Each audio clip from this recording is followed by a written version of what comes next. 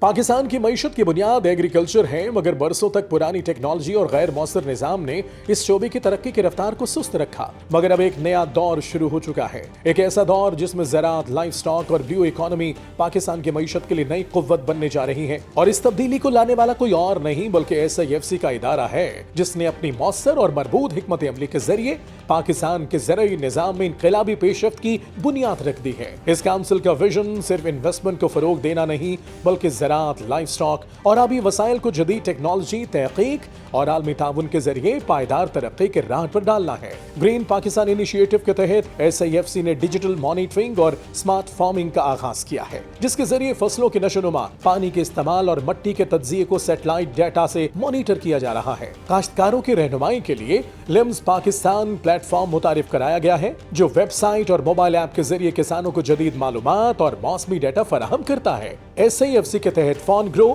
جیسے منصوبے مویشیوں کی استعداد بڑھانے، افزائش نسل کو بہتر بنانے اور دودھ و گوشت کی پروڈکشن میں اضافے کے لیے فعال ہیں۔ ان منصوبوں میں ویٹنری ریسرچ، جدید خوراک کے پلانٹس اور ڈیجیٹل ہیلتھ مانیٹرنگ جیسے اقدامات شامل ہیں۔ اسی طرح پاکستان کے سمندری وسائل کو بروئے کار لاتے ہوئے ایکوا کلچر منصوبے تیزی سے آگے بڑھ رہے ہیں۔ ان منصوبوں کے تحت آبی حیات کی افزائش، ماہی گیری کے جدید مراکز اور فش پروسیسنگ یونٹ کے قیام سے پاکستان کی بلیو اکانومی میں نمایاں اضافہ متوقع ہے۔ SIFC نے لوکل اور انٹرنیشنل انویسٹرز کے لیے B2B ماڈل کے تحت براہ راست انویسٹمنٹ کا راستہ ہموار کیا ہے، جس کے نتیجے میں زراعت اور لائف سٹاک میں پائیدار انویسٹمنٹ تیزی سے بڑھ رہی ہے۔ ان تمام حقائق سے ظاہر ہوتا ہے کہ SIFC کی فعال قیادت، مربوط پالیسی اور جدید ویژن کے باعث آج پاکستان کا زرعی شعبہ خود کفالت، جدت اور پائیدار معیشت کی نئی راہوں پر گامزن ہے، کیونکہ یہی ہے نیا زرعی پاکستان، جہاں کسان بااختیار، مویشی صحت مند اور سمندری وسائل ترقی یافتہ ہیں، کیونکہ پاکستان اب صرف فصلیں نہیں اگا رہا،